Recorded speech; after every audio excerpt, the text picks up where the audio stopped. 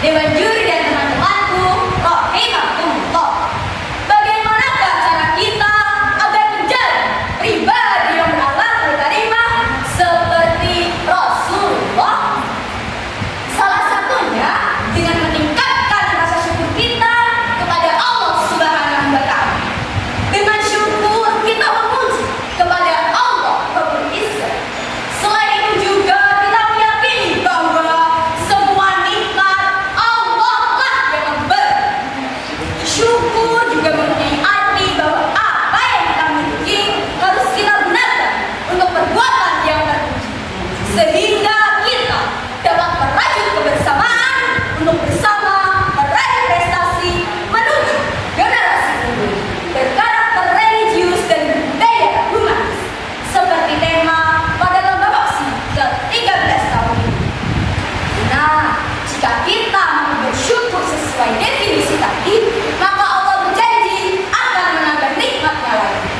Alhamdulillahilladzina amanu alaina bini'matil iman wal Islam.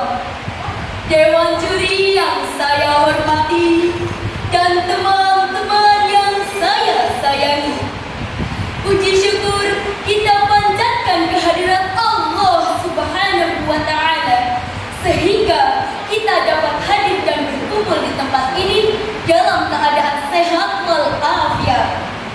Salawat serta salam marilah kita sanjungkan kepada Nabi Agung Muhammad sallallahu alaihi wasallam yang telah membawa kita jauh dari zaman kebodohan menuju zaman ilmu pengetahuan seperti sekarang ini. Pada kesempatan ini, perkenankanlah saya untuk menyampaikan tausiah dengan tema akhlak kepada kedua orang tua. Orang tua adalah sosok yang sangat berjasa dalam kehidupan kita. Dari mereka lah kita lahir, dirawat, dibesarkan dan dididik dengan penuh jiwa dan raga. Mengingat perjuangan orang tua